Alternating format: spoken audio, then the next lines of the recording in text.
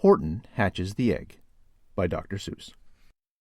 Sighed Maisie, a lazy bird hatching an egg. I'm tired and I'm bored and I've kinks in my leg from sitting, just sitting here day after day. It's work. How I hate it. I'd much rather play. I'd take a vacation, fly off for a rest, if I could find someone to stay on my nest. If I could find someone, I'd fly away free. Then Horton the elephant passed by her tree.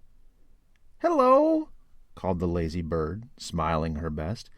You've nothing to do, and I do need a rest. Would you like to sit on the egg in my nest? The elephant laughed.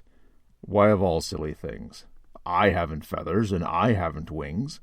Me on your egg? Why, that doesn't make sense. Your egg is so small, ma'am, and I'm so immense. Tut, tut, answered Maisie. I know you're not small, but I'm sure you can do it, no trouble at all. Just sit on it softly, you're gentle and kind. Come, be a good fellow, I know you won't mind.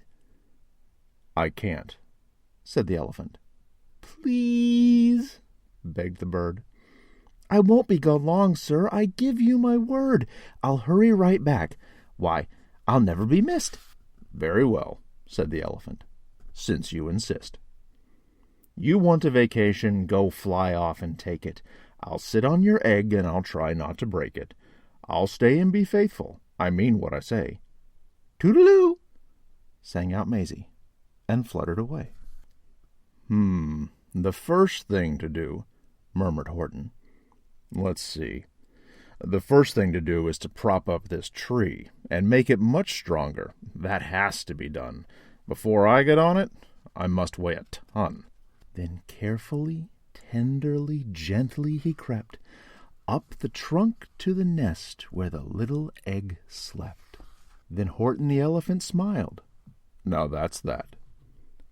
And he sat, and he sat, and he sat, and he sat. He sat all that day, and he kept the egg warm, and he sat all that night through a terrible storm. It poured, and it lightened, it thundered, it rumbled. This isn't much fun, the poor elephant grumbled. I wish she'd come back, 'cause I'm cold and I'm wet. I hope that Maisie bird doesn't forget. But Maisie, by this time, was far beyond reach, enjoying the sunshine way off in Palm Beach, and having such fun, such a wonderful rest, decided she'd never go back to her nest. So Horton kept sitting there day after day, and soon it was autumn. The leaves blew away, and then came the winter, the snow and the sleet, and icicles hung from his trunk and his feet. But Horton kept sitting, and said with a sneeze, I'll stay on this egg, and I won't let it freeze. I meant what I said, and I said what I meant. An elephant's faithful, 100%. So poor Horton sat there the whole winter through, and then came the springtime with troubles anew. His friends gathered round, and they shouted with glee, Look, Horton the elephant's up in a tree. They taunted, they teased him, they yelled, How absurd! Old Horton the elephant thinks he's a bird. They laughed and they laughed. Then they all ran away.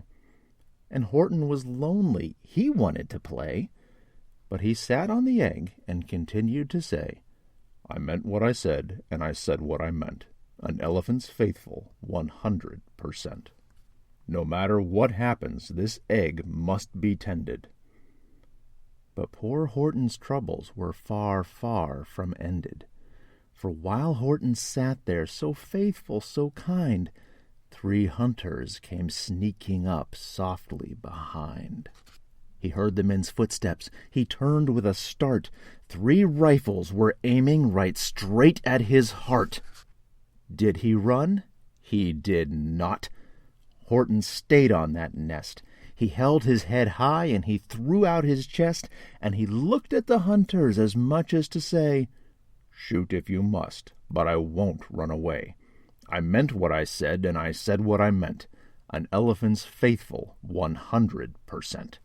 But the men didn't shoot, much to Horton's surprise. They dropped their 3 guns, and they stared with wide eyes. "Look!" they all shouted. "Can such a thing be? An elephant sitting on top of a tree! It's strange, it's amazing, it's wonderful, new! Don't shoot him! We'll catch him! That's just what we'll do! Let's take him alive! Why, he's terribly funny! We'll sell him back home to a circus for money!" And the first thing he knew, they had built a big wagon with ropes on the front for the pullers to drag on. They dug up his tree and they put it inside, with Horton so sad that he practically cried. "We're off!" the men shouted. And off they all went, with Horton unhappy 100%. Up out of the jungle, up into the sky, up over the mountains 10,000 feet high. Then down, down the mountains and down to the sea went the cart with the elephant, egg, nest, and tree. Then out of the wagon and onto a ship, out over the ocean, and oh, what a trip! Rolling and tossing and splashed with the spray. And Horton said day after day after day, "I meant what I said, and I said what I meant. But oh, am I seasick, 100%. After bobbing around for 2 weeks like a cork, they landed at last in the town of New York. "All ashore!" the men shouted, and down with a lurch went Horton the elephant, still on his perch, tied onto a board that could just scarcely hold him. Bump! Horton landed, and then the men sold him. Sold to a circus. Then week after week they showed him to people at 10 cents a peek. They took him to Boston, to Kalamazoo, Chicago, Weehawken, and Washington, too, to Dayton, Ohio, St. Paul, Minnesota, to Wichita, Kansas, to Drake, North Dakota.